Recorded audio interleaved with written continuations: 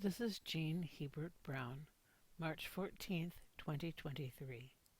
I have some information about a small portion of the Hebert family, or Hebert family. The name actually should be Hebert, as it is a French name and originating in the Normandy region of France.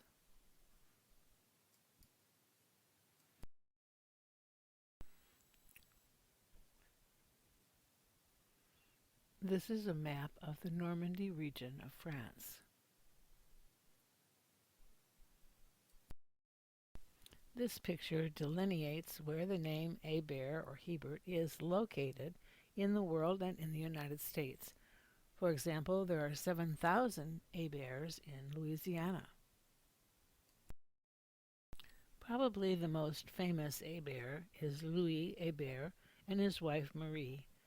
Around 1620, they immigrated from France to Canada. To Quebec, they helped establish the city of Quebec. Marie taught the native children how to read and write, and Louise set up an apothecary, which had to suffice for medical care.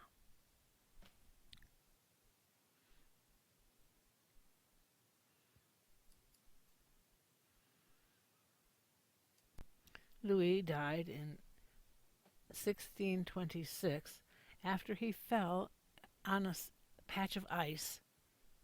He has an interesting history. It's fun to read. Here's a picture of him in the park in Quebec.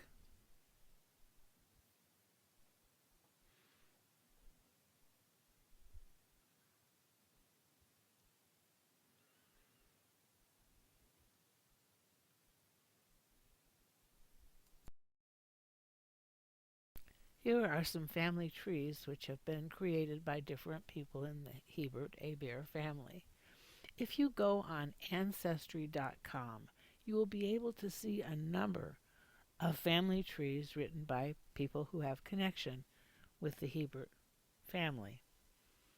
And it's a pretty fascinating website. It's got a lot of information, and I highly recommend that you go on and take a look at all the different data that you can find.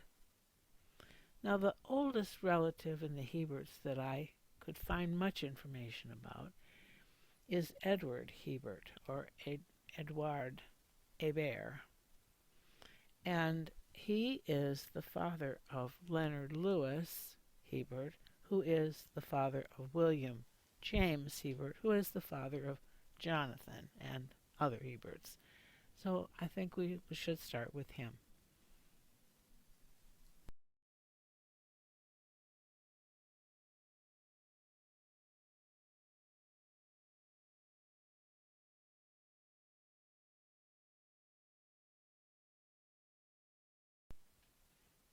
Edouard Hebert was born May 22nd, 1840, in Quebec, Canada. His father was Joseph Hebert, who was born in 1799 and died in 1872, and his mother was Marguerite de Trois Maisons, and she was born in 1805. Edward married Marie Mary Stebbins in 1865. She was born in Vermont. And they must have immigrated to Massachusetts because that's where most of their children were born. They had 9 children in 20 years of marriage. The first was Leonard Lewis, born in 1881.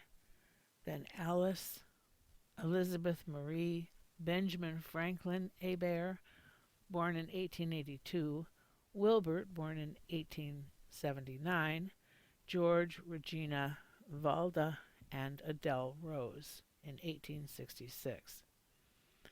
Edward died December 29th, 1927, in Northampton, Massachusetts, at the age of 87, and he was buried in Glen Falls, New York. Bill Hebert said that Edward, who was his grandfather, was a tailor and made men's suits. He noted that Edward had a long white beard that went down to his third button. He said that he primarily spoke French and that French was the language spoken in the home.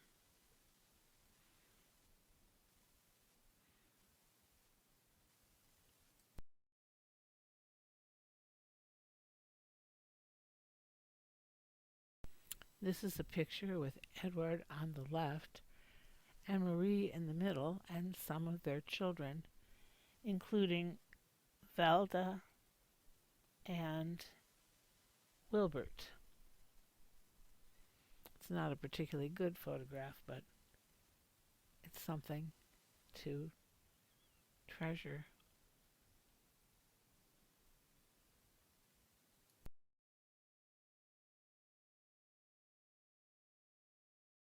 Edward and Maria's firstborn child was Leonard Louis Hebert, who was born in New York. At the age of 35, he married Margaret Melrose, who called herself Nan. She was 26 at the time and was born in Hartford, Connecticut.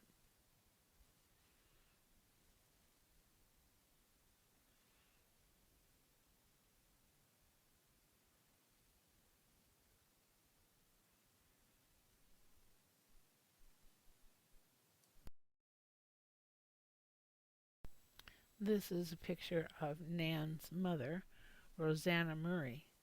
She was married to John Melrose on May 3rd, 1877.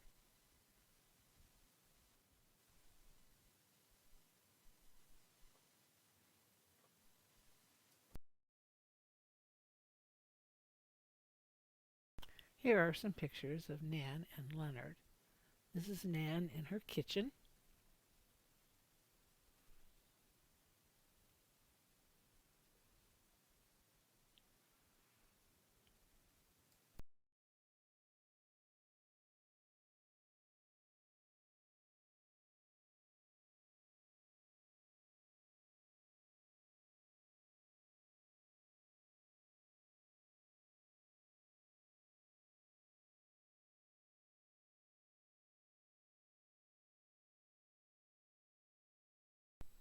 This is Nan on the far right at her son William's wedding in 1947. On the left is a guest whose name is Lester, and in the middle is one of Bill and Olive's neighbors from New York.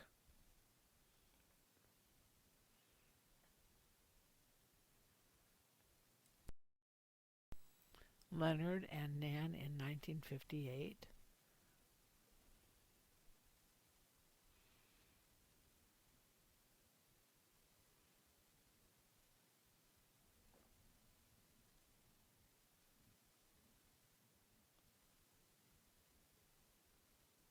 And Leonard.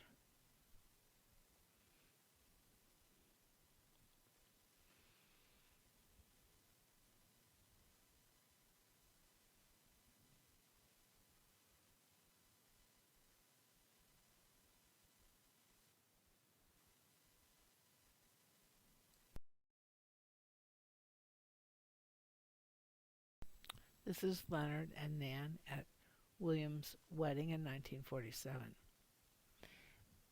William wrote this story about his family in 1992. We had various relatives living with us from time to time, in addition to the 3 or 4 foster kids that Ma took in for extra income. I remember in Northampton, my grandfather, my dad's father, Edward, visited us one summer. He was a tailor, and he made men's suits. His beard came down to the 3rd button on his shirt, and he spoke with a heavy French accent, Canadian French. I guess the family spoke only French, although he spoke a little English by that time. I can remember my grandmother, who was my mother's mom, Mary Margaret Melrose. She used to come to live with us every 18 months for maybe a month, including when we were living in a 2-bedroom flat. My mother was the youngest of 10 kids, and there were 3 or 4 still living. What my grandmother would do is she would come and visit each of her children on a rotating basis, I would say for a month. She had an uncanny ability to move on to another child a week before her welcome had worn off.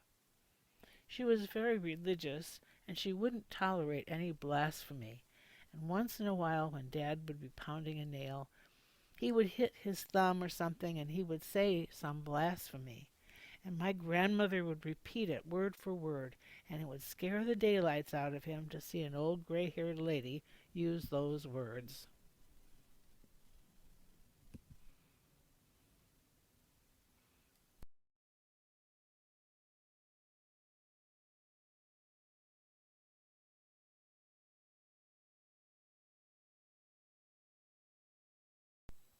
Leonard and Nan had a child in 1922 named Edward.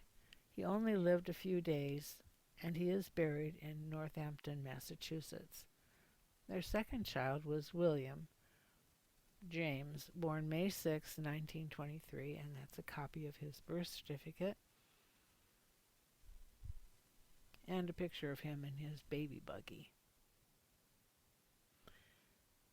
Their children after William were Robert in 1924, Francis in 1926, Rosemary in 1930, Richard in 1933, and Judith in 1937.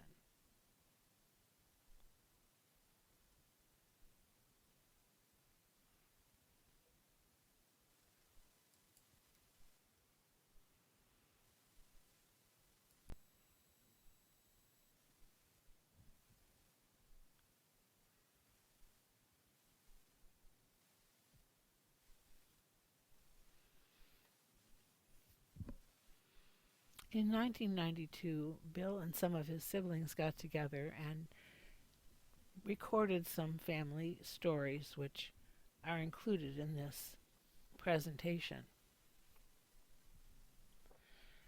He starts off by explaining that his father, Leonard, and Jim O'Connell both went to work at the Draper Hotel after they finished high school.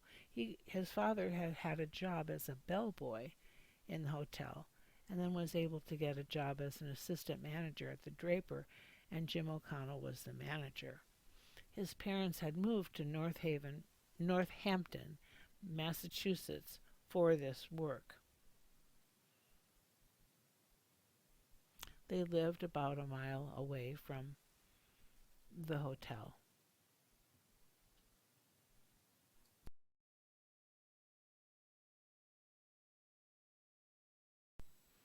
This is Jim O'Connell with the first two boys, William and Robert. And this is a picture of Northampton, Massachusetts in the winter.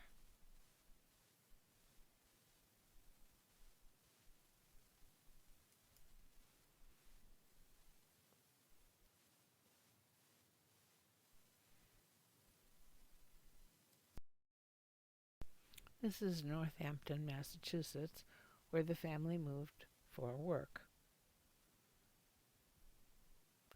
And this is a picture of the Draper Hotel, where they found employment.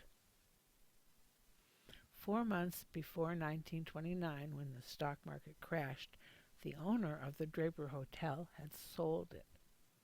So Dad was out of work. He looked around Northampton for 6 months, and then he ended up finding employment in Boston. He worked there for about a year while the family lived in Northampton. He commuted 150 miles to work.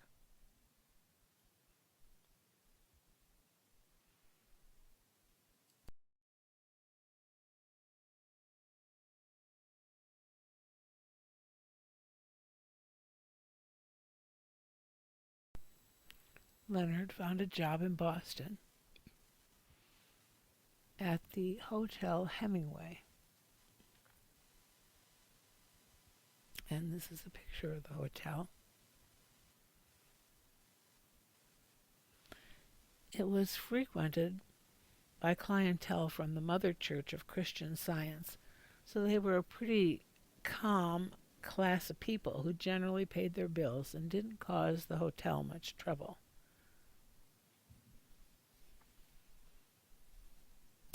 but the commute was ridiculously long, and so the family decided to move to Watertown, Massachusetts. At that time, they did have a car, but Leonard was able to use public transportation to get to work. He was working nights. He was the night clerk at the Hemingway Hotel, and the kids were registered in the first and second grade at the parochial school in Watertown. This was in the early 1930s when money was very hard to come by, and so Ma took in foster kids as a source of income. And I remember we had a boxer, Leo Levada, who was the middleweight champion in the area. The county government subsidized the foster children, and that gave the family some income. We had, over a period of 3 or 4 years, 3 or 4 different kids. When we moved to Watertown, we moved into a duplex, and we lived on the first floor.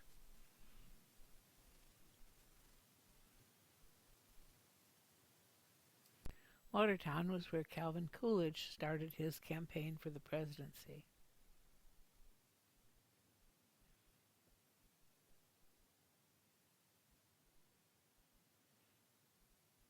Here is Bill and Bob and Frank in the snow.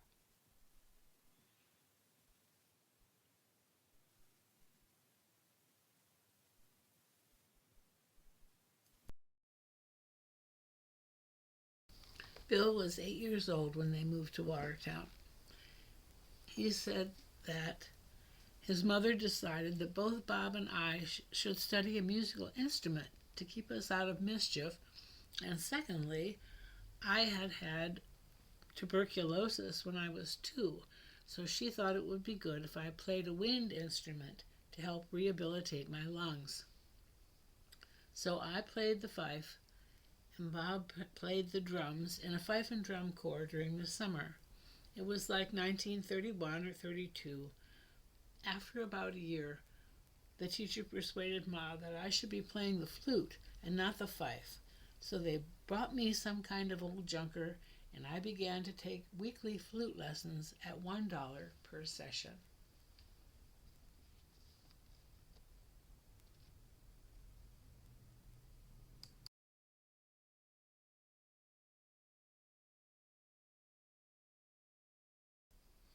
After a couple of years, the family moved 3 blocks in order to have cheaper rent.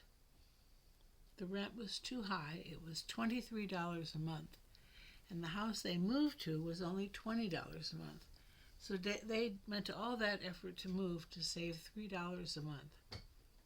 And they stayed there until William was in about the 5th grade, a total of about 4 years in Watertown.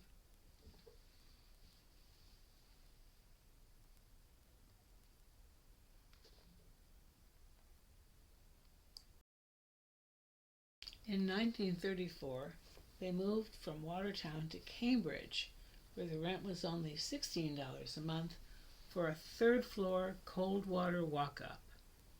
The children were enrolled in the parochial school. Rosemary was born in Watertown in 1930. Judy and Dick were born in Cambridge.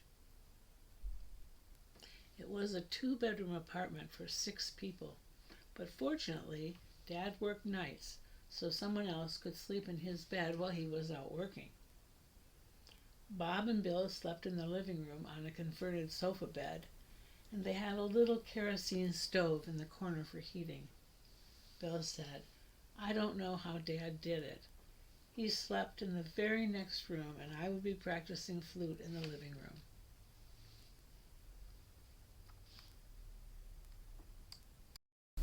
These are wonderful pictures from Cambridge in the 30s that I thought were really terrific, even though they do have all those markings on them. I didn't want to buy them, but there they are. I hope they are not too crazy making. But I wanted to tell a story that Bill told. That's a story that has been repeated in the family, and it's about Ma putting Dick out to get some sun. We were on the third floor, and Ma would put Dick out on the windowsill in a basket that was tied down so he could get some sun. But one day he wiggled out of the basket and fell 3 floors into a rubbish can. Bob was playing football at the side of the house, and he heard a noise in the rubbish can, and he went over and pulled his baby brother out of the can.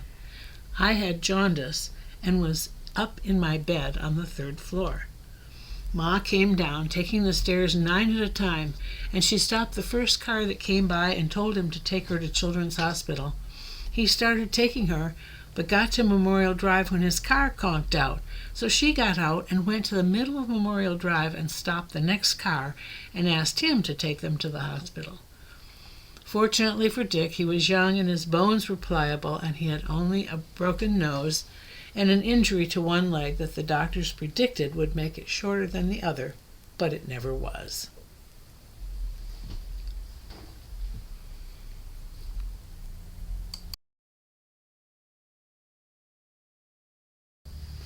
So for about a year, Bill had to go to Boston to take his lesson, and even though the lesson was free, transportation was an issue. So Bill used to jump on the back of the streetcar on a 2-inch railing and hang on. It was a dangerous proposition, but it was a way to get a free ride. One day, his mother was sitting on a back seat in the streetcar when Bill jumped on the railing, which was pretty dangerous. When she saw that, she was hopping mad, and after that I went inside the car. It cost a dime to get on the trolley, and then I would ask for a transfer, and if I timed it just right, I could go over to Boston, take the lesson, and then use the transfer to go back into downtown Boston and come back to Cambridge. A circuitous route. I did that for about a year, and then I got into a school where I took the lesson there.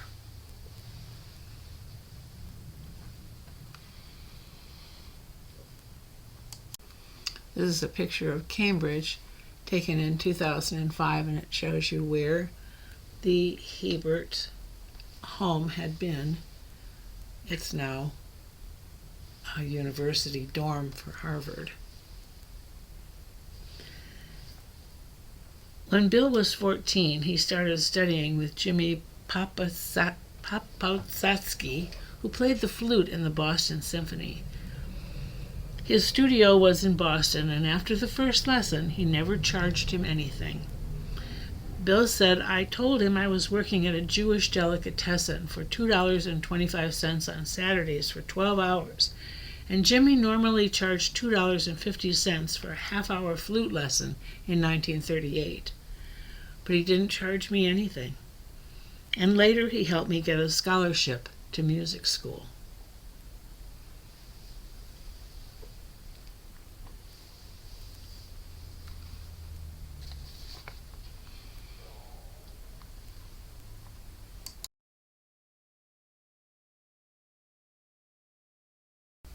This is Silver Lake in Hollis, New Hampshire, and this is the story that Bill told about that. This is one of my happiest memories of the 30s.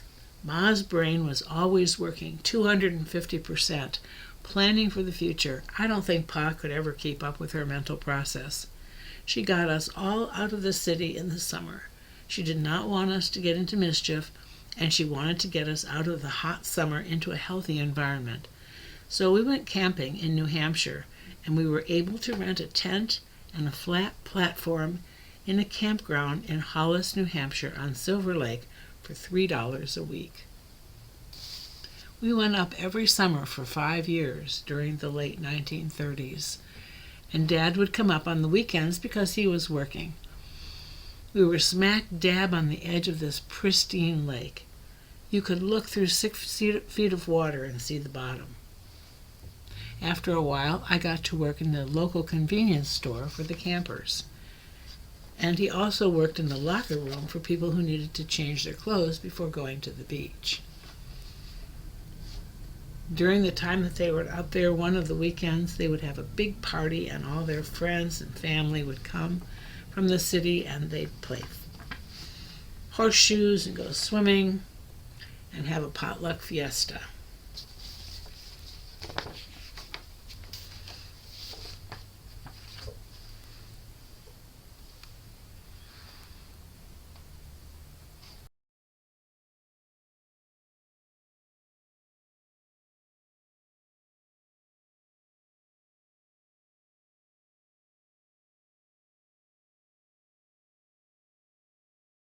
This is a video of Silver Lake in Hollis, New Hampshire. And the lake now has a blue-green scum on it that can cause nausea, vomiting, diarrhea, fever in humans and pets. So obviously no one is swimming in this lake anymore. But it's not pollution. It's actually the life cycle of the lake, because over time lakes get filled up. So this lake is just living out its destiny. But it certainly is different than when the Hebert family went camping back in the 1930s.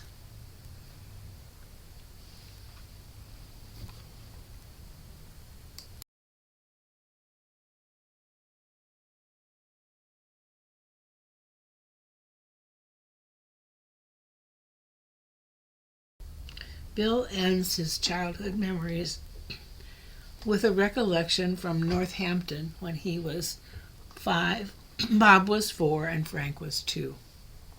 The folks took us to Riverside Park outside of Springfield. It was an amusement park, and that was our first ride on a roller coaster. At those ages, it was great. I remember that we still had the Studebaker. We were getting ready to go home, and it was very chilly.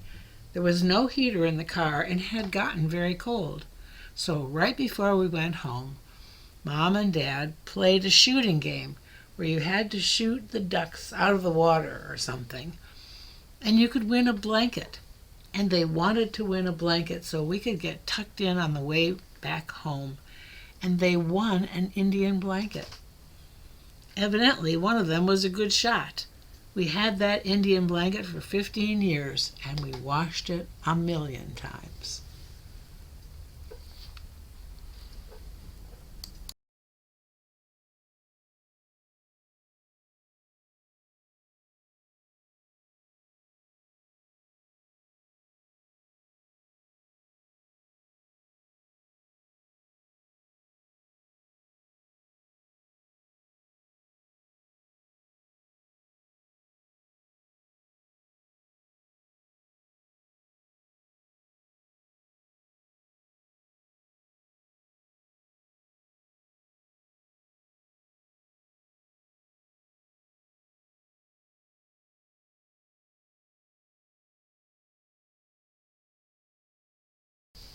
If you would like to hear the Hebert stories spoken by William and Rosemary, Judy, basically, Frank has a little segment also, I'm going to attempt to attach them, and you'll be able to listen to them if you wish to.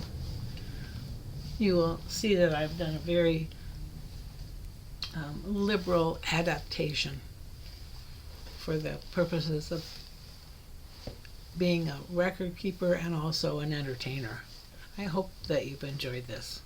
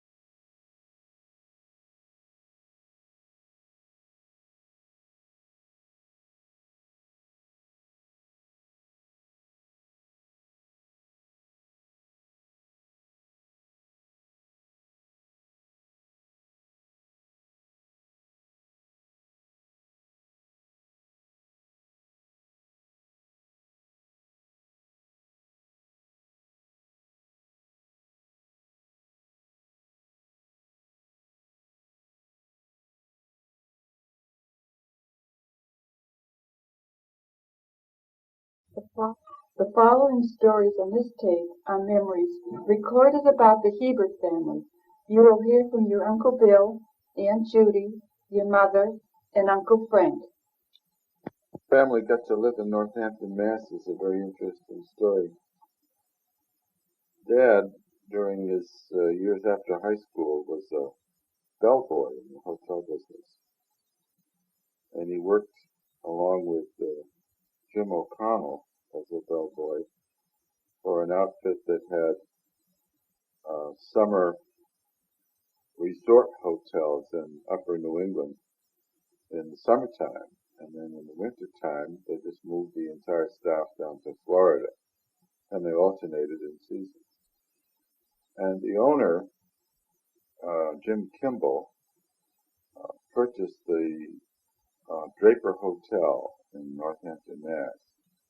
And both Dad and Jim O'Connell went to work at the Draper.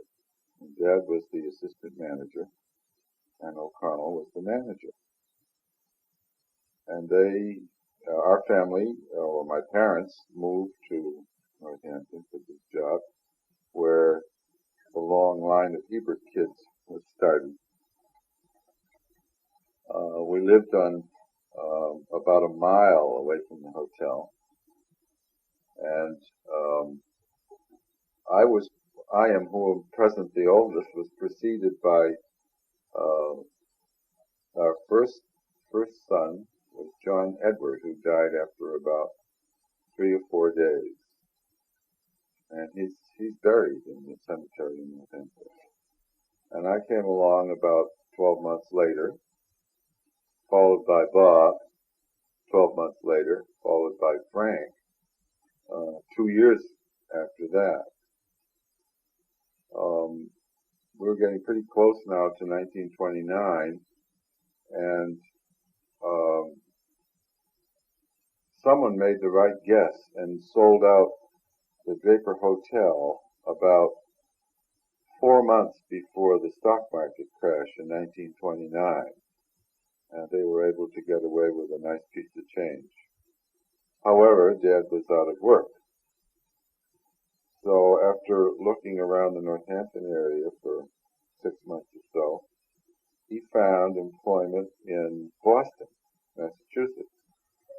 And he worked there for about a year while we lived in Northampton. And he commuted back to Northampton, which was maybe 150-mile distance. He worked for the Hemingway Hotel, which was frequented by clientele from the Mother Church of Christian Scientists. It was a pretty good class of people that generally paid their bills and didn't cause the hotel people too much trouble. We finally moved from Northampton with us three kids to Watertown, Massachusetts. And Dad was able to go to work. Although we had a car at the time, he was able to go to work on public transportation. And he was working nights as a night clerk in the Hemingway Hotel. And we were registered in the first and second grades in Watertown. And this was in the early 30s when money was very hard to come by. And so Ma took in foster kids as a source of income. And I remember we had a young boxer, Leo Liotta, who was a middleweight champion in that area. And he lived with us and got his meals, and the county subsidized him, and our parents earned some income by taking care of these kids. We had, over a period of maybe 3 years, 3 or 4 different kids at different times. When we moved to Watertown, we moved into a duplex. We lived on the first floor, and I remember I was 8 years old, and Ma decided that both Bob and I should study a musical instrument of some kind. The reason being that she wanted to, first of all, keep us out of mischief, and secondly, I had TB when I was 2, and she thought it'd be a good idea if I had some kind of a wind instrument to help develop my lungs. So I wound up playing the fife, and Bob wound up playing the drums in the fife and drum corps. during the summer. And I think the entire course for the summer, with all the rehearsals and the instructions, came to $6 a piece. And this was in, I would say, 1932, 31 or 32. And after about a year, the teacher persuaded Ma that I should be playing the flute and not a fife. So they finally wound up buying some kind of old junker, and I began to take weekly flute lessons for $1 per lesson. And Bob gradually got away from the drums. This was a problem in the family because Dad was working nights, and Bob was pounding on the drums, and I was practicing flute during the day, and Dad was trying to sleep in order to be awake for his night job. How he ever did it, I'll never know. Shortly, I would say we were in Watertown for about 2 years, and we moved 3 streets away from School Street to a house that was right next to the Baylesses. And that's how the Baylesses and the Heberts became such good friends, is we moved right next door to them in Watertown. They lived in the next house on the second floor, and we lived in the second floor next to them on another house. We stayed in Watertown. The reason we moved, because the rent was too high. I think the rent in the first place was $23 a month. And then they found one where that was only $20 a month. So we moved to a different house to save $3 a month in rent. It was unfurnished, second floor. And we stayed there until I was in the 5th grade. Now, let's see how old I would be if I was in the 5th grade. Probably in Watertown a total of about 4 years. So like in 1934, we moved to Cambridge, where the rent was only $16 a month on a 3rd floor, cold water walk-up on DeWolf Street. And we were promptly enrolled in the local parochial school. And let me see, 1934, you came along shortly thereafter. 1930, okay. So you were born in Watertown then? Yeah. And I guess Judy and Dick were born in Cambridge. I remember we lived on the 3rd floor, and Fanny Jones lived on the 1st floor, and she was always cooking Irish stew, and all aroma would come up the central staircase to, and our house always smelled Irish stew up there. Corned beef and cabbage. And we used to have to go to the public showers to shower because we had only cold water. And we had, it was a 2-bedroom apartment for 5 or 6 people at the time. But see, fortunately, Dad worked nights, so someone else could sleep in the bed while he was out working. And Bob and I slept in the living room in a converted sofa like this. And we had a little stove in the corner that was kerosene. That was our heating unit. And I still don't know how Dad did it. He slept in the very next room during the day, and I practiced flute in the living room or in the far bedroom. And I still remember in the room that I practiced, we were on the 3rd floor on Jewel Street, and Ma used to put Dick out on the windowsill in a basket that was tied so he'd get some sun. And he rolled out of it. I remember that. Fell down 3 floors into an ash can. And Bob was playing football by the side of the house, and he heard this noise over in the rubbish cans. He went over and he pulled his brother baby out of a rubbish can. I had jaundice, and I was in bed up on the 3rd floor. And Ma came down the stairs about 9 at a time and grabbed him out of Bob's arms and ran out into the middle of the street and stopped the first car that came by and said, "Take me to Children's Hospital." The guy said, okay, and he got down the Memorial Drive and his car conked out. She got out of the car and went out in the middle of Memorial Drive and stopped the next car that came in, and that car took her over there. So fortunately for Dick, he was young and his bones were very pliable, and he had only a broken nose and one leg that was, they predicted would be shorter than the other. It never was. The nose was broken.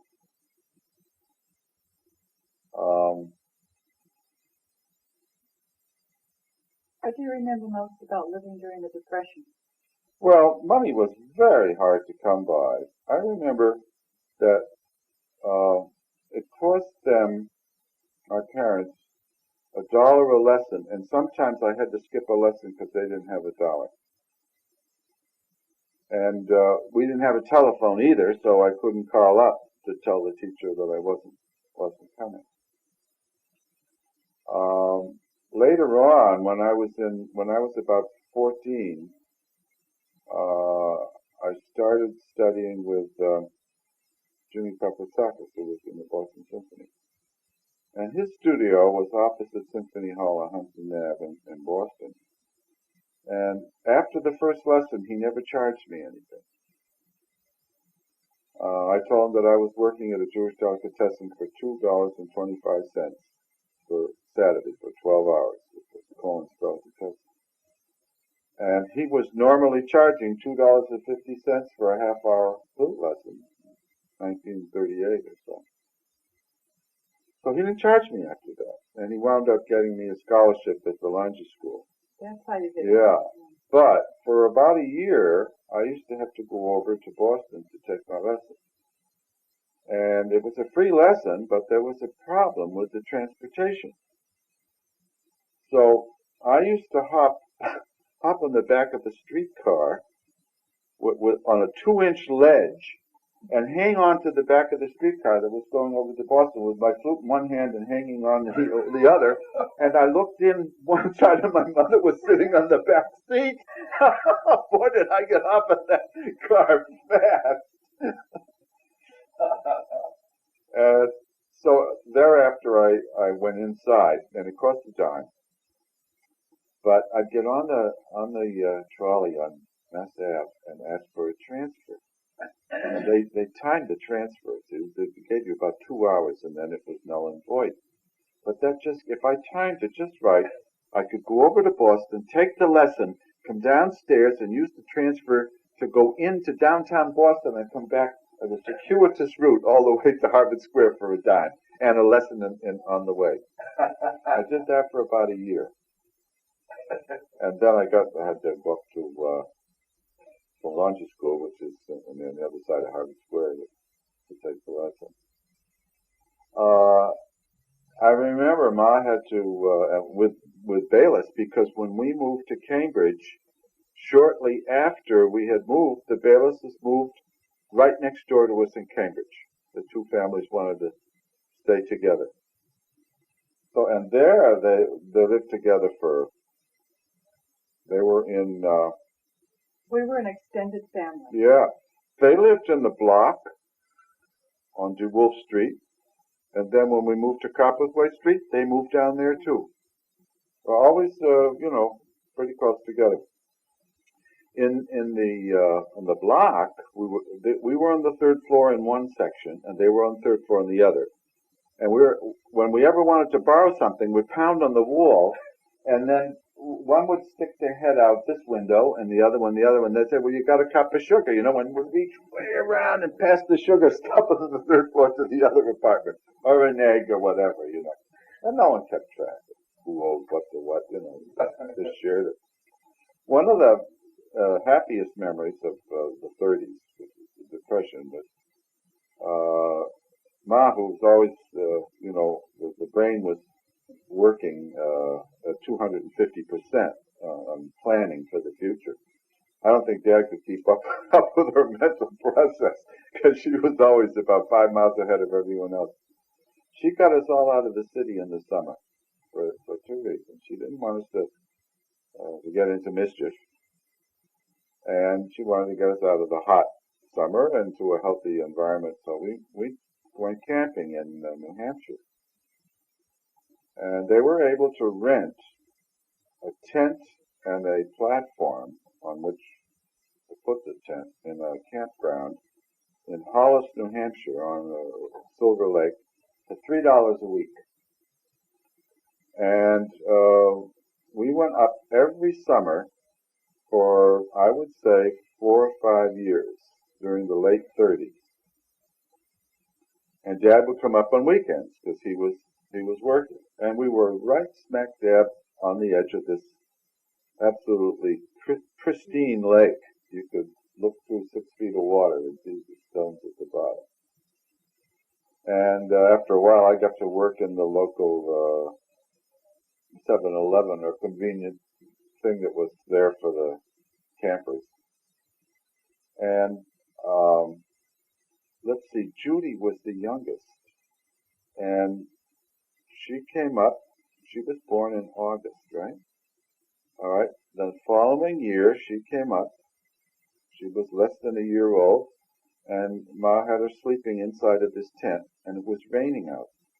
So she had the Coleman stove in the tent that she was preparing a meal. And the tent caught on fire with Judy asleep in the tent. So, and Ma was outside.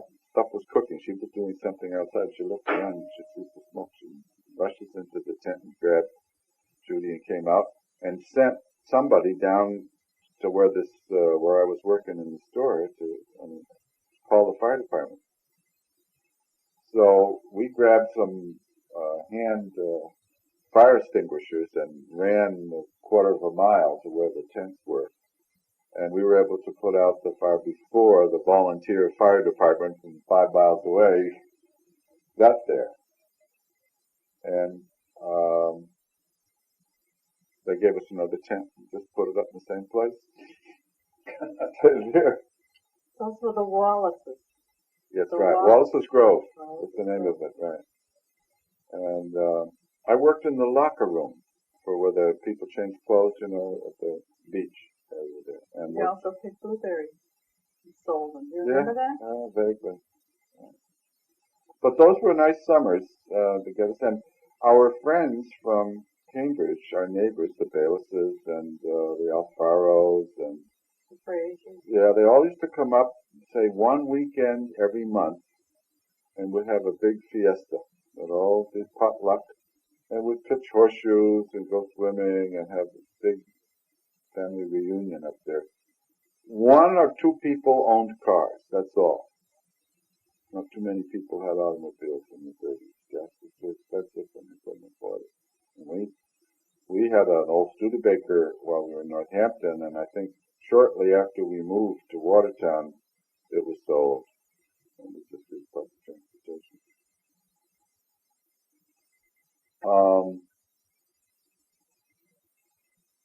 I remember that I was very involved in music all through St. Paul's and also high school. And Bob's involvement in music tended to be what was then the jazz radio station. That was like a rock and roll station now. That was his extent of listening, and I was always listening to classical music station. We used to have big battles because we only had one radio. Who was going to listen to what?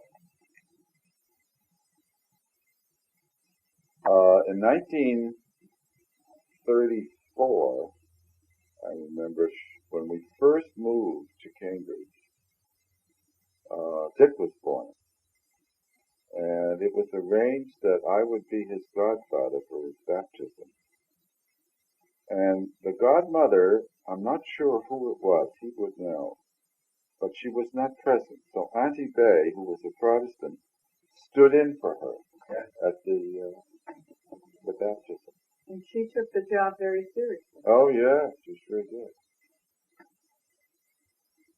It was funny. I remember I was late for the baptism because I went to the movie. I'd forgotten about it. And just as I was coming home, I went by the church and I said, gee, I'm supposed to be in there at 4 o'clock. What time is it? It was 5 after 4. So I went across the street and was his godfather.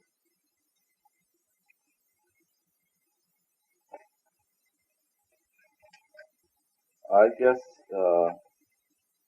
I think one of the first things that I remember, the earliest memories that I had, when I was about 3 and Bob was 2, and this was in Dewey Court in Northampton. We went tobogganing. And I don't remember anything else, but I remember going down a hill in the toboggan. And someone had taken a picture, and I had seen the picture of it, and that, I guess, stirred my memory of that. And that was the first recollection I have of an early age. The second recollection of an early age, and this is while we were still in Northampton, because we left there when I was 5 and Bob was 4 and Frank was 2. That's when we moved from Northampton to Watertown. The folks took us to Riverside Park outside of Springfield. It was an amusement park.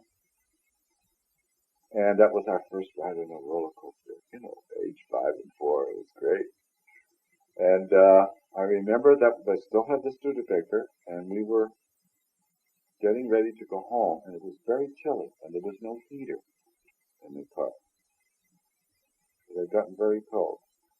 So Mom and Dad played either a bingo game or shooting down these ducks that go by, 3 shots for a quarter or whatever it is, in order to win a blanket. So they could put the blanket around us when we drove home, and they won an Indian blanket. Evidently, one of them was a good shot, and they won. And we had that Indian blanket for years. I mean, like 15 years. A dirty corner, and it was washed a million times, and it was won at a carnival. So we would stay warm coming home. I remember another time Bob and I decided to visit Dad. He was working days in Northampton. It wasn't until we came to Boston that he got a night job. He was assistant manager of this hotel. So without telling Ma, we just took Bob's little red go-kart, and I pulled him, and we walked for a mile or so to downtown Northampton, and I parked the red car out in front of the hotel, and we walked up the stairs into the lobby. It was on the 2nd floor, looking for Dad, and he was behind the desk, and he said, "Where's your mother?" "She's home." "What are you doing here?" "We came down to see you." And this is in the middle of the day with all business and stuff. So he called up home, and she came down and got us in the car and brought us back home again. Fortunately, I had remembered the way by going in the car down there. And I still remember to this day because the Cleveland Orchestra many times has visited Smith College on tour to play concerts. And I still remember a large brick building on the corner opposite the Draper Hotel, which was something like an Army and Navy store. And hanging down from the 3rd floor all the way down to the 1st floor sidewalk was a pair of men's overalls, advertising this Army and Navy store. And Dad always told us that those were the overalls that belonged to Joe the Fourth. He had a story that was Joe the Fourth. Oh, I see. I knew about Joe Muffro. Joe Muffro. Okay. Well, these were subsequent members of the same family. Those were his overalls. So when Bob and I went downtown to visit Dad, I knew I was on the right way because I saw those 3-story tall overalls. So you were the storyteller. Oh, yeah. And he would fall asleep in the middle of the story. Wake him up. Yeah, what's next? Ma and Annie Bay used to go shopping and walk down from Harvard Square to Central Square, where what would be a supermarket today was, and do all their shopping, and then carry all these bags home. They couldn't afford a cab, and they couldn't afford a dime for a trolley, and the trolley didn't come that close, so they preferred to walk. And that time, I don't know what year it was in the mid-30s, that Ma got interested in health food. I guess someone convinced her that she could get more nutritional bang for her buck out of health food than she could out of what everyone else was eating. So she began taking some courses with Annie Bay, actually. I forget the name of some of these. I remember one of the breakfast cereals was called Beakus Pudding. And it was awful. And then she used to make a Swiss breakfast, and we never had white sugar in the house. It was always natural brown sugar. And she made bread with soybean flour. People thought she was weird. Really weird. She was a nut. And a food nut.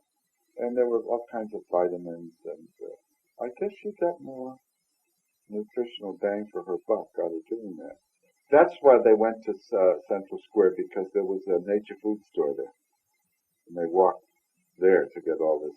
Yeah, but it was food. also at that point in history where the big food mills were geared to processing their products differently.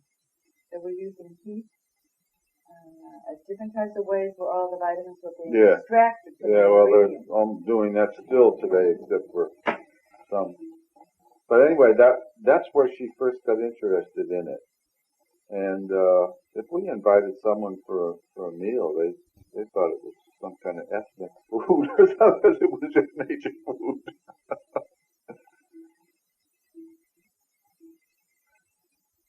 I can remember you bringing Olive home the first time to meet the family, and Ma served soy burgers. Yeah? Because Olive would never forgot that. I forgot that. Yeah. I remember at one point in time, when I started to study with Jimmy Pepazakis, he said you're going to have to get a better flute than you have. I had this one from Watertown when I was 8, and it was an old French clunker. But there wasn't any money around. So Ma went up to Gus Hickey, who was the pastor of St. Paul's, and convinced him that I needed $75 as a down payment on a $300 Powell flute. That flute today is $5,000. Same flute. And then it was 39 or 40. 39. And he came up with $75 as a down payment. I joined the National Guard and went away to summer camp at Camp Drum up there, near Plattsburgh, for maneuvers, and I got $5 a day, and for 3 weeks, I got another $75, and I just saved that, and Powell let me buy the flute on time. So he had $150 there within 5 weeks, and then working in the delicatessen over time, I just paid it off. And I had that flute all during the war, and for the first 5 years I was with the Cleveland Orchestra. That's it. Finally sold it and got something else I liked a little better. One interesting story during the late 30s, we had a pediatrician, Dr. Rose Monroe. Remember that name? And we were all in high school age and 12, 13, 14, 15. Ma decided she was going to have some classes on reproduction for all of these boys. So she invited Dr. Monroe to come to our house, and she invited all of the boys in the neighborhood to come to this lecture. And Rose Monroe brought along charts, because they didn't have sex education in schools in those days, least of all Catholic schools. And the parents, Ma felt that the parents weren't capable, didn't have the training to explain exactly what was going on. So she invited a professional to come to the house. We had about 17 or 18 teenage boys come. And, they ate it up. They thought it was great. And it was about a 2-hour lecture, and Ma served some snacks or something. And then there was going to be a second one, like 6 months later or something, because the doctor donated her time. She didn't charge. Some mother in the neighborhood got wind of it and went to the parish priest and said there's sex orgies going on in the Hebert's house, and put a stop to it, or there's all kinds of things going on of the sexual nature. So the pastor said, hey, to Ma, what's going on? And he told her, he said, good luck. So they scheduled the second one, but the parents, the children of that mother wouldn't come. They wouldn't let her. Mother wouldn't let the kids come to that. But she was, quite a forward-looking gal for her time, and she was always ahead of everybody else in the neighborhood. Too bad she didn't have any money to work with, but it didn't stop her. Ingenuity, There was wisdom. they used to call her by her first name at the pawn shop. Whenever she needed something, she'd take the family silver down and put it in and get $50 and go buy something for a kid or send them to camp. And then when they got some money, they'd get the silver out, and then be just before Thanksgiving, and then they'd have it for Thanksgiving. Or her engagement. Or something like that. She always got it bad. To the consternation of Dad, he was, I don't know what to do with this lady. He was making $16 a week at the hotel. When he got paid. Yeah, well, he got paid for a while, for quite a while. He might have missed once or twice. And our rent was $16 a month, so we got 25% of that income. So there was no income tax or anything. Summing up, and that kind of stuff. And talk about hand-me-downs. Boy, we hand-me-down hairpins, everything. Hand-me-down, nothing was thrown away.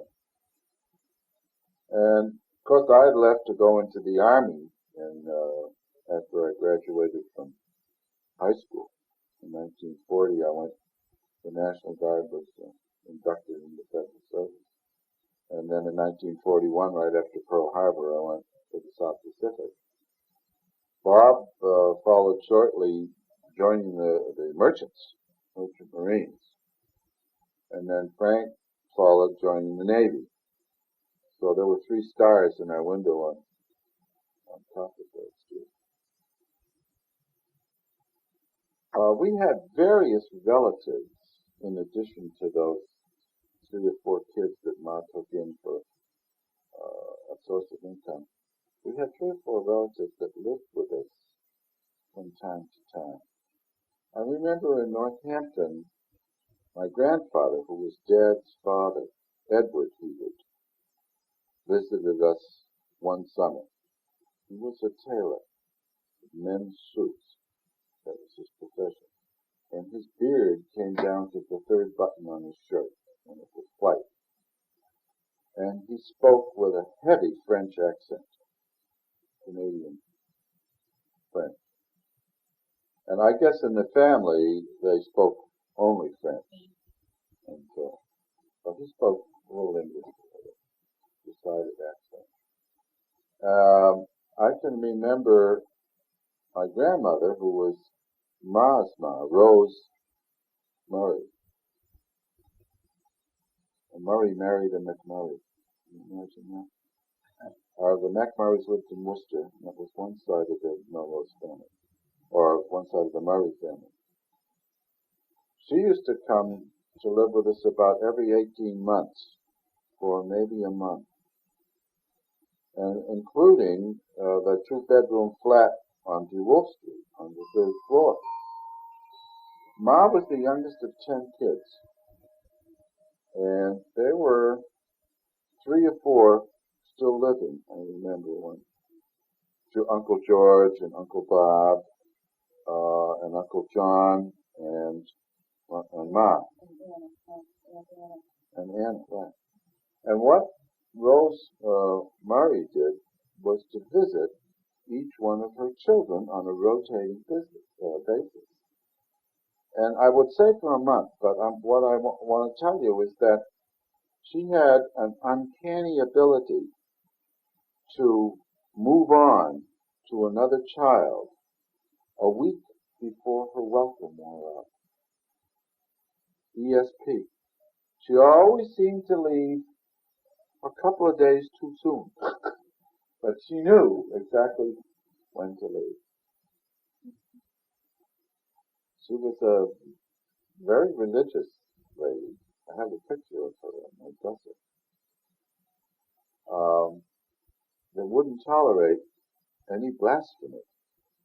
And once in a while, when Dad would be pounding a nail, and hit his thumb or something, a stream of vindictive language would come out, and Nanny would repeat it, word for word.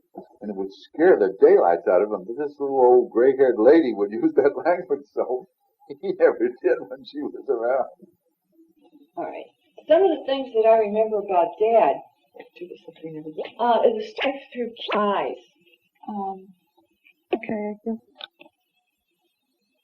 Okay, some of the things that I remember about Dad are the stories he told, especially during air raids. Ma was a civil servant that would go out and make the people turn out their lights and put out their cigarettes, and Dad stayed in with Dick and I and told us stories on the double bed. And I know air raids were supposed to be scary, but I always looked forward to the next one so that we could hear some more stories. When I was a real little kid, I used to go for a walk with Dad over to the river to feed the ducks. And he used to make me hold his hand when we crossed the street, and he had this little twitch in his hand. If you saw his handwriting, you would see that it was kind of shaky. I think it got shakier every time he had another kid. But he had this little twitch, so one day I said, Dad, what is that? How come you're doing that? And he said, that means I love you. And with that, he would squeeze my hand 3 times. So that kind of became the signal. And I knew then what that meant, and I quit bugging him about what that twitch was. I remember one time seeing a picture of George Washington, and he had a long wig. And so he looked like a girl to me. And I said to my father, Dad, in the old days, how did they tell men from women? I must have been really stupid. And he said, well, women wore dresses. See, because everybody had long hair way back in those days, and that was the only way I knew to tell a man from a woman. He got off of that one real easy. Anyway, when we went on these walks, sometimes Dad would take me to the penny tree, and money did grow on trees in the old days. The snow was higher and the weather was colder, but money grew on trees. And somehow or other, I found a penny on the penny tree. And then we would go and he'd buy his newspaper for 3 cents. Get it? 3 cents. And I would buy my penny candy. And it would take me a half an hour to pick out the penny candy. Another thing that Dad did was he wrote me a letter from Santa Claus one time to explain why I didn't get a doll blanket that I wanted for Christmas. I was so tickled with the letter that it didn't really matter that I didn't get the blanket. I think Dad saw life through the eyes of a kid. He had a good sense of humor, and he was always ready to tease, and he enjoyed little things. And I think one of the gifts that Dad gave to me was a sense of humor. So that part of him is carried on in me, and that's something that I can share with the sisters that I live with and the people that I serve. About Ma was the leader of the two. And Ma was a very wise person. A lot of times she didn't say everything she knew. She gave Dick and I, mostly I remember Dick because he and I were the closest in age and we fought the worst. She gave each of us our individual space. Like this was his corner, this was my corner. This is your drawer, that's my drawer. And I think that's fine. Anytime we were mad at each other and wanted to get even, we'd threaten each other with, I'm going to steal something out of your drawer. Ma had a real sense of service. She took soup to the neighbors. Mineral broth was what it was. And she was always kind of looking out for somebody in need. And she never thought twice about helping people. And even though she didn't consider herself a servant, she was a servant of other people. And she was always wanting to help other people in any way that she could. She did not meet a stranger. She was very kind. I remember as a teenager how bratty and mouthy I could be sometimes. But Ma seemed to understand, and she was always very kind. She was a lousy housekeeper. The house was always a mess, except for the living room. And but when Ma died, her house was in apple pie order. And in the desk drawer was a note that said, "There's X number of dollars in the bank to pay for my funeral and a party afterward. P.S. I hope there's enough." Let's see. I think one of the things that Ma gave to me was an awareness that other people have needs and that I have a responsibility to be of some kind of service to them. And I think that I probably got my vocation to serve from her, just by watching her. She really didn't talk about what she did. You just had to open your eyes and see what she did. She was a very easy person to be with. And that's what I remember about Mom. I remember Mama. Reflect back on growing up in Cambridge, Massachusetts. All kinds of memories flood my mind. I can remember that we grew up in a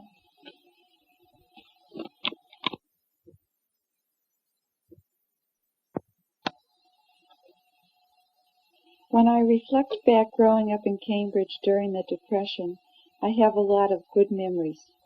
There was always a lot of people to play with. Most of the time we played out on the street. We didn't have to worry about the traffic at that time. And I can remember when we had cobblestone streets and the day that they came and put pavement on, like the streets in the big city. We used to play hopscotch, using colored chalk and stones to use to throw into the squares to jump over. Another popular game was double dutch. We used both the street or the sidewalk, and there was always plenty of people to play and to take turns with. One of the favorite games in the neighborhood was burro hole right through the sugar bowl. Someone would close their eyes and lean against the big old chestnut tree in front of our house. And then the rest of us would line up in the back. And at a certain part of the jingle, somebody would touch that person in the hand. And the person whose eyes were closed had to figure out who did it. And that there was a penalty to pay if he guessed wrong. We were always being studied by the Harvard students at the School of Psychology, mainly because they saw a family with 3 redheads. And when they were studying genetics, they always came to the house to find out who had the right kind of genes to produce the red hair. One of my favorite games was playing with jackstones. In fact, I used to be a champion jackstone player. We did a lot of roller skating, both in the street and the sidewalk, because there wasn't the traffic. In the summer times, we used to go camping up at Silver Lake because my mother wanted to get us off the hot streets of Cambridge. We brought up tents with us and had platforms, and then all our old neighbors used to come on weekends to come visit us, and we'd have a great big picnic. I enjoyed riding on the electric trolleys, and it only cost 5 cents to travel all over Boston and the nearby cities. You'd get a transfer and go to another line, and you'd end up in the most interesting places. Now to go swimming to Revere Beach, it would probably take over an hour to go by car because of the traffic. and we used to just hop on a trolley and go there for 5 cents in a shorter time. It's unbelievable. We did a lot of ice skating in the Charles River in the wintertime. And at that time, they had little children wore those double-bladed roller skates to learn on that was strapped on with straps to their boots. And I enjoyed the Girl Scout program and was active in all kinds of things like that.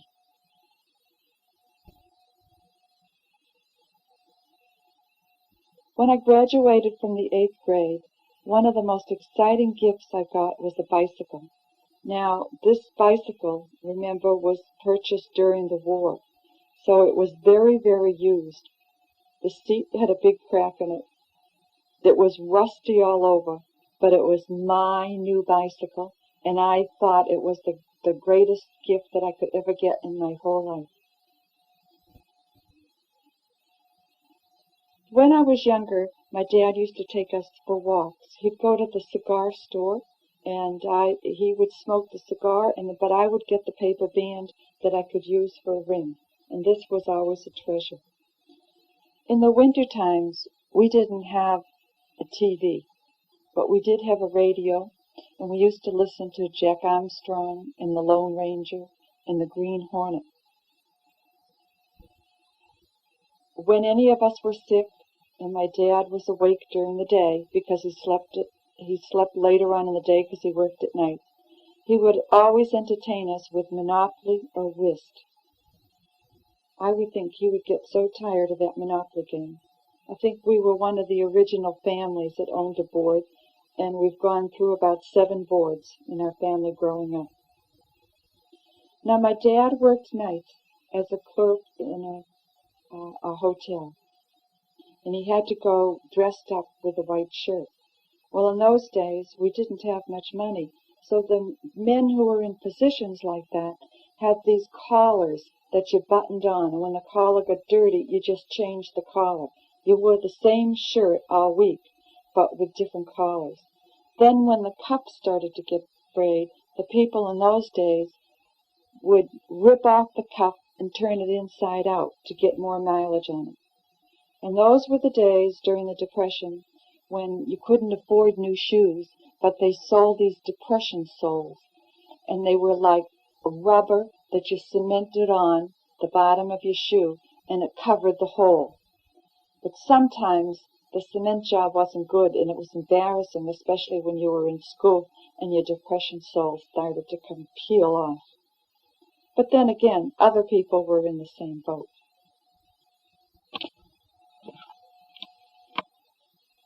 When I reflect back on our parents, I don't know how in the world they raised 6 children in 4 tiny rooms. And where we all slept was still a mystery to me.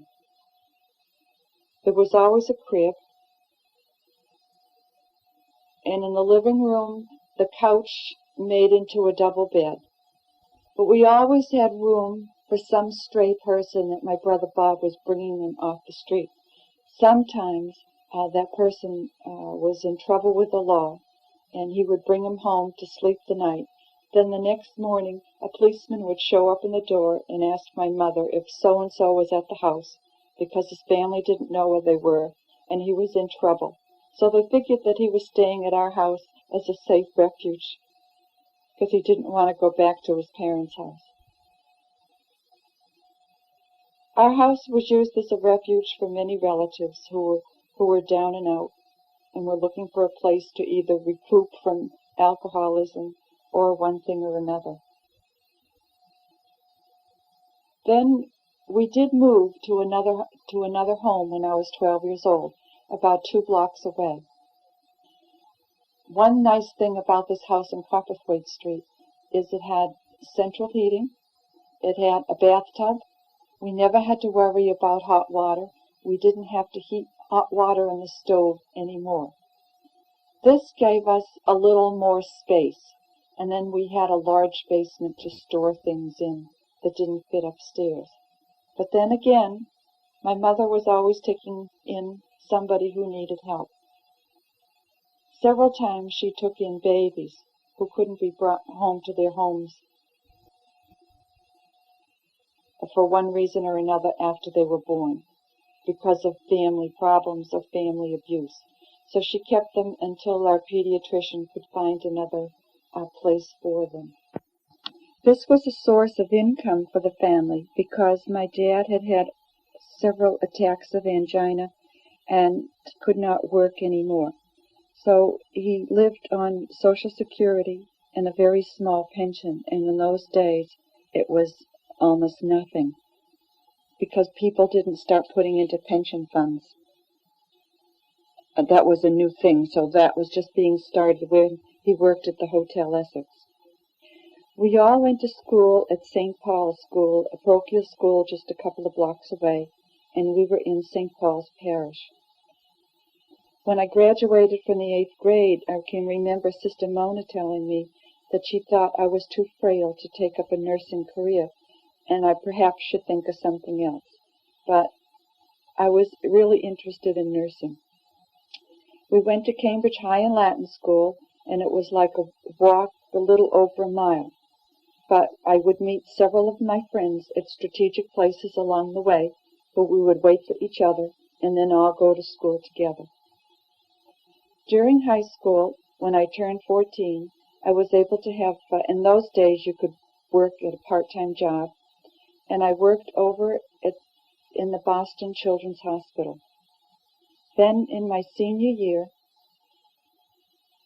I wanted to work nearer home because I had several babysitting jobs at night in order to save money to go into nursing. I was able to get a job at the Widener Library at Harvard College. Now, this may sound like a real classy job, but I worked down in the sub-basement cataloging books. Those were the days that a new book would come in and have a book plate put on and a catalog number assigned, and we would write the catalog number and record it in these very large ledger books before the book was stamped and being brought upstairs to put on the shelves. In the summer of that year, I was really yearning, though, to work outside, so I took a job working at a summer day camp out near Weston, Massachusetts, and would drive back and forth during the day by bus, and then I would have babysitting jobs at night. Then that following September, I went into the Faulkner Hospital School of Nursing, and Ma helped me with my 2 suitcases with Annie Bay, and we all went over to Faulkner Hospital in a cab, because we didn't have a car in those days. It was always a standing story with me that when I was born, she had to sell the family car. Now this was when the family had lived in Watertown. But I found out later from my dad that we sold the family car. Not only was I on the way, but she had steered the car into a plate glass window, and it did a lot of damage in the store, and it did a lot of damage in the car. But they treated it as one of the big jokes of the family. Growing up with 4 brothers and a younger sister was interesting when I reflect back on. We were scattered in age, so we weren't that companionable. There was several years between each one of us. But it was an advantage having a brother, because when my brother Bill got his first bike, and he would park it downstairs under Wolf Street by the stairs, I would sneak rides on it. In fact, he doesn't know this, but I learned how to ride on his bike. First, I would put it by the curbstone, and then I could swing my foot over and use my foot to paddle my way until I could get balance. We didn't have to worry about cars being parked by the curbstone in those days, because not many people had cars in those days. Or they just parked them at nighttime when the men got home at work. After we moved to the house in Copperthwaite Street, Judy and I had shared a room. Now, there's 7 years difference between us. But we managed to survive, but she'll tell you some very interesting stories about that room, but don't believe a word of it. I can remember the day I wanted a real bookcase, and I wanted a bookcase headboard bed like I saw in the Sears and Roebuck catalog. Well, not being able to go out and purchase one, I decided to make my own. I had a freestanding bookcase with 2 shelves that was given to me. So I put it on top of a box behind my bed at the head of the bed. And I felt that gave me a bookcase headboard. Until one night, in the middle of the night, I was wrestling around in the bed, and the bookcase fell down on top of me with all the books all over the place. Judy leaped out of bed. She couldn't imagine what happened or what was going through her mind for many days after that. Was funny. In those days, a neighborhood was a very strong supporting system. We never had to worry about walking around in the streets. If we ever did anything wrong, before we got home, my parents already heard about it. It's sad these days that children are not growing up with those kinds of boundaries. But the neighborhood was also flavored with a different aspect in that it was also the area of Harvard College. There was a lot of students milling around. There was a lot of professors that lived in our neighborhood. I did a lot of babysitting for them. And this kind of an educational environment was really an asset for our family growing up. When I was in high school, a friend of mine and I would get on the trolley and go over to Boston where Symphony Hall was.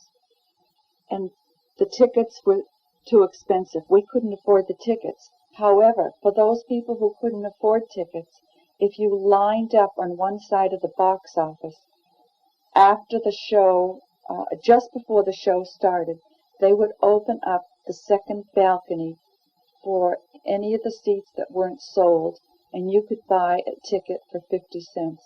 That was great. That's probably done away with. Every time I see the Boston Symphony on television, I always think of the second balcony 50-cent seats. It was also at Symphony Hall that our family went to see Bill play with Leonard Bernstein.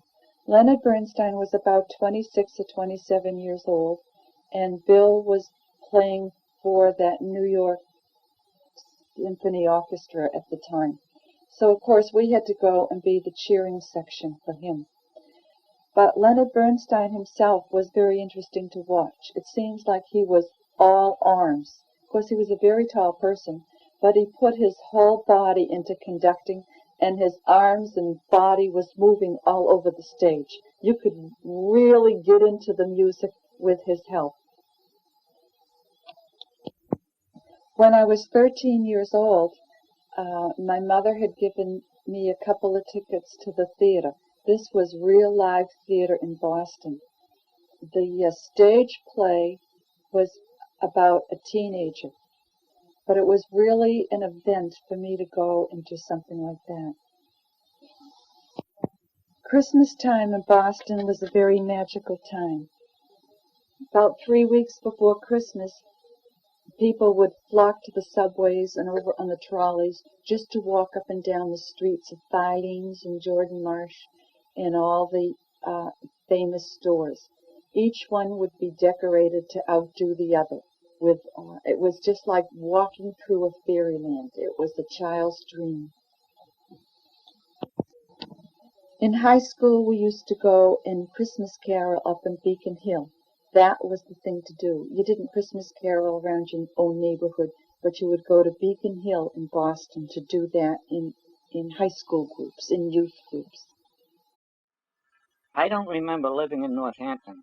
My earliest memories start with us living on the second floor of a house on Winthrop Street. Ma used to sing as she went around the house. She used to sit and read to us out of the bookhouse books. That little train that could really stays in my memory. I remember Dad laying down on the back porch and telling stories about Little Joe and Big Joe and a listening beam that they'd put in their ears so they could hear at a distance. He was always talking about Captain Hebert's ship and what would do when it come in. These stories were non-stop and disconnected as all get out, but we didn't notice or care. When he ran out of what to say, he'd pretend to fall asleep. After a while, one of us would nudge him and ask, "And then what, Dad?" And he'd say, "Now, where was I, boys?" Still stalling for time. They were never-ending stories. We had an old-fashioned Victrola that you wound up, and Ma used to play marches on it to get us going. The Baylesses lived somewhere near there, but I don't remember where. Dad used to take me for walks around the Hosmer Street playground. That place was special because that's where the chocolate trees grew. He'd pretend to search around a tree, trying to find some chocolate, which he had already pawned. He really had me fooled, and I used to try to get him to go there more often. One time a plane was flying low and slow overhead, and he said, "Look at that, Frank. He's waving to us." And I looked up and only see the plane. Then he said, "Look, he's dropping something. See it?" And I looked and couldn't see anything. Then he dropped a shiny penny on the sidewalk, and he said, "Look what he dropped." I was gullible. We moved to Hosmer Street for a while, and then we moved to 22 DeWolf Street in Cambridge, on the third floor. Dad took me for my first subway ride to the Hotel Essex. What a thrill. Nanny's, Ma's mother, was with us at the time. We were out of milk, and I remember her sending me with a note to Harry Sachs's store. Milk cost 12 cents with 5 cents back on a bottle, and we only had 7 cents. And she promised that she would pour the milk into something, wash out the bottle, and send it right back.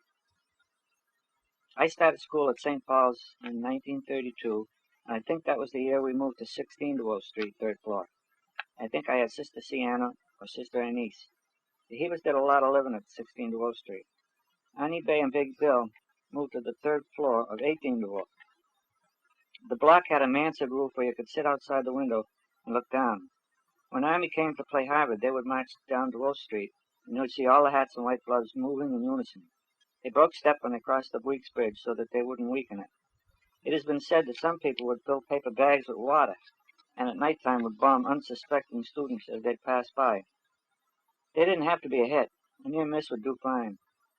When the Heberts or the Baylesses wanted to communicate, they would pound on the kitchen wall, and that was the signal to stick your head out the window to find out what the other wanted. I can remember reaching across and getting a dime from the Baylesses for Dad's car fare to and from work. I remember him getting mad at me only once. I used the new farm word kike in reference to Harry Sachs. Dad went off like a skyrocket, explained to me what it meant, and told me to never use it again, especially on applying it to Harry Sachs, who was a good man, and I never did. Somewhere around 1934, I remember men on the WPA digging up the street and putting in new sewer pipes for $1 a day. I think Joe O'Rourke went into the CCCs about this time. About then, I came home from lunch from St. Paul's and found out that Dick had managed to get loose from his basket that Ma used to strap him into when she put him on the window seat to get fresh air. He bounced off the back cellarway and then to the ground and managed to get away with just a dislocated shoulder. We used to get cards with a penny's worth of gum. Some were baseball, some were about Franco in Spain, Italy and Ethiopia, Japan and China. They were war cards, as well as baseball cards. I'd save up a bunch and then go down and wake up Benny Jones, who lived on the first floor, to shoot cards with. We used the long hall by his door, and without fail, he would clean me out. Somewhere around that time, Ma had started to take us tenting for the summer. A week after school closed, we would all pack up into Forrest Stanley's car and go to Silver Lake in Hollis, New Hampshire, where she rented a wooden tent platform. First time we went, we had an umbrella tent which no one really knew how to put up. I remember holding one pole up from the inside while someone else held the others, while nails were being driven and ropes tied. That was during a spectacular lightning and rainstorm. We would stay until about a week before school, then would pack up and go home. I have a lot of memories of that lake and the dance hall and playing Monopoly for hours in a tent or up at the Lund's farmhouse. The Stanleys would come up on weekends and we would have big cookouts. When I got into Ringe High School, I took up clarinet. Sometimes the neighbors would get together at one of the houses. The Stanleys, the Frasers, the Matthews, the Flints, the Baylesses. And someone would play a guitar and someone had a mandolin and my clarinet. And we would play some old favorite songs for a sing-along. We didn't sound too well, but nobody seemed to notice, and we had a good time anyway. We used to play games in the empty yard next to the block, and all the kids in the neighborhood joined in. We also used to go swimming in the Charles River, jumping off the bridge or swimming off the well boathouse. That was fun till the NBC cops brought us home to our parents. It was a nice place to grow up. Then came the war. Bob was already in the Merchant Marine. Vinnie Jones was the first one I knew that was killed. Now the only ones that are left from that neighborhood are Virginia Bayless and Alice Jones, who married at 80 Corners, and Jackie McDonald's sister Lillian. During the war, Ma used to work at E.B. Badger's as a welder. She went there and they trained her, and I remember the day she told me she had passed the second-class welder's test. She was kind of proud with a twinkle in her eye. She used to weld depth charge casings. One day during the winter after a big snowfall, I remember going to school in the morning and seeing her footprints leading from the house to the sidewalk. She had to be at work in East Cambridge at 7 o'clock and walk up to Harvard Square and get a subway. I doubt if she ever was late. I guess that's it for now. Maybe I'll write about the next 50 years someday. May the Lord always be with you, and on your last day, may He introduce you to His Father as a friend.